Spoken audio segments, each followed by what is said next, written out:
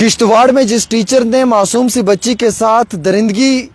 की है, जिस मासूम सी बच्ची को अपनी दरिंदगी का निशाना बनाया है, उस टीचर के लिए सजाए मौत की डिमांड करते हैं एमएलए जावेद इकबाल चौधरी साहब, जो एमएलए बुद्धल हैं। ये हुकूमत से भी, लेफ्टिनेंट गवर्नर से भी, जुडिशरी से भी ये मांग करते हैं कि उस टीचर को सजाए मौत दी जाए और समाज में एक ऐसा सबक सिखाया जाए कि दोबारा किसी मासूम गरीब किसी भी इंसान की बच्ची के साथ ये मामला पेश ना आए। बहुत बहुत शुक्रिया सर बातचीत करने के लिए। किश्तवाड़ में ट्राइबल समाज की एक गरीब बच्ची के साथ जो बड़ा एक इंतहा अफसोसनाक वाक़या पेश आया, जिसमें उस बच्ची का कत्ल हुआ है, हम ये कहेंगे, या उस बच्ची के पेट में से जो बच्चा अबॉर्शन के दौरान में निकाला गया, 12 साल की बच्ची, और वो जुल्म हुआ है। इस मामले में आप क्या डिमांड करना चाहते हैं? ये एक बड़ा शॉकिंग और ग्रेव इंसिडेंट है और इस इंसिडेंट ने इंसानियत को शर्मिंदा किया है। इस इंसिडेंट की वजह से इंसानियत के ऊपर जो भरोसा है वो उठ गया है कि एक टीचर जिसको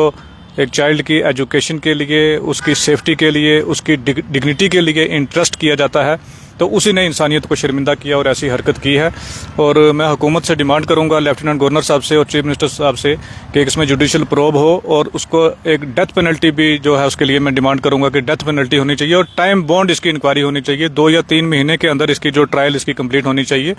क्योंकि ये केसेस बाद में लटक जाते हैं, फिर एविडेंस के साथ छेड़छाड़ होती है, फिर इसमें कोई सज़ा नहीं मिलती है। और इसके साथ साथ जो लोग उसके साथ इन्वॉल्व थे, जिन्होंने पंजाब से एम्बुलेंस मैनेज की, वहाँ तक पहुँचाई और लड़की को ले जाने की कोशिश की या ले गए,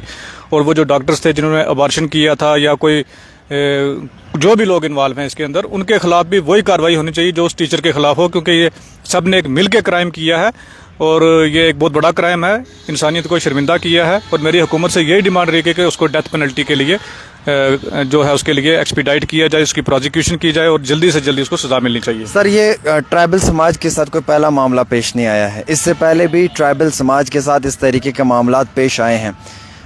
इस ट्राइबल समाज के लोगों जो पहाड़ी एरिया में रहते हैं, जो गुजर बकरवाल कौम के लोग हैं, जो बेचारे फार फ्लंग एरिया में रहते हैं, लोगों के साथ ऐसे अक्सर मामला पेश आते हैं, कैसे देखते हैं आप? बेसिकली सबसे बड़ा इसका रीज़न जो है वो गुर्बत है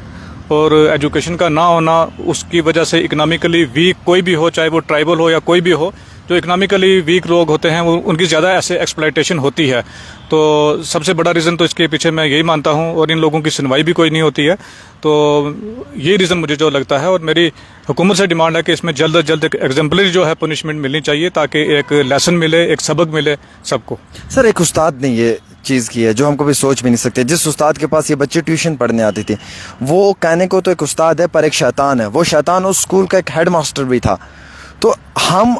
लोगों को, और जैसे एज ए फादर आप क्या कहना चाहेंगे कि एक पेरेंट को कितना ज़्यादा जागने की ज़रूरत है आज के टाइम में, कि उसका बच्चा कहाँ जा रहा है, किसके पास पढ़ रहा है, किस तरीके के टीचर और स्टूडेंट के ताल्लुकात हैं,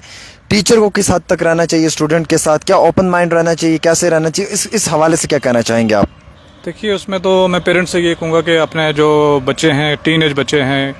या जो ग्रोथ कर रहे हैं, उनके लिए स्पेशल उन पे फोकस होना चाहिए, और उनमें जो उनकी खासकर जो माँ हैं उनको अपनी बच्चियों को अवेयर करना चाहिए और उनकी सेफ्टी का ध्यान रखना चाहिए। प्राइमरी रिस्पॉन्सिबिलिटी तो फैमिली की ही बनती है कि अपने बच्चों का जो है ध्यान रखें।